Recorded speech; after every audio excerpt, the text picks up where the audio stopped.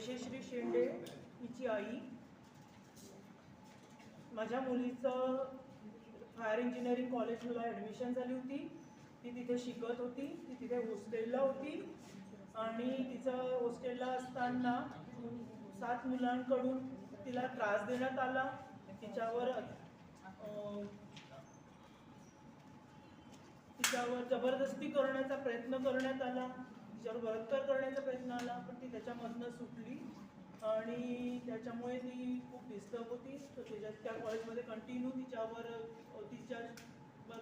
त्रास देण्यात येत होता. तिला अनेक माध्यमातून त्रास देण्यात येत होता. शेवटी तिने कॉलेज सोडलं आणि तिने काही दिवस आता घरी होती.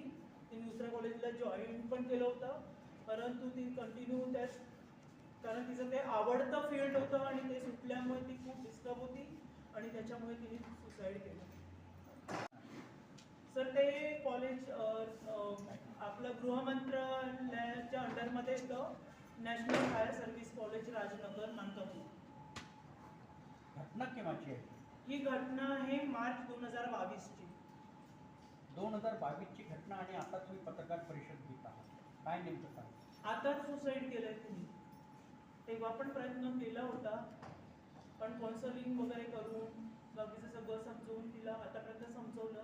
आतापर्यंत ती केस सुरू आहे, परंतु अजूनही केस चालूच आहे जे, तर त्याच्यामुळे नाही माहिती आता म्हणजे केव्हा, किती दिवस अगोदर, कोणती तारीख वगैरे सुसाईडची? 7 एप्रिल 2025. कॉलेज प्रशासनाला काही पत्रव्यवहार केला काय, बोलले तुम्ही त्यांच्याशी, असं काय झालंय का? नाही. म्हणजे तुम्ही काही कॉलेज प्रशासनाला काही सांगितलं नाही तुम्ही? नाही, पोलिसांकडे कंप्लेंट केली आहे, पोलिसांकडनं गेले आहे त्यांना. म्हणजे तुम्ही पर्सनली काही बोलले नाही त्यांच्याशी?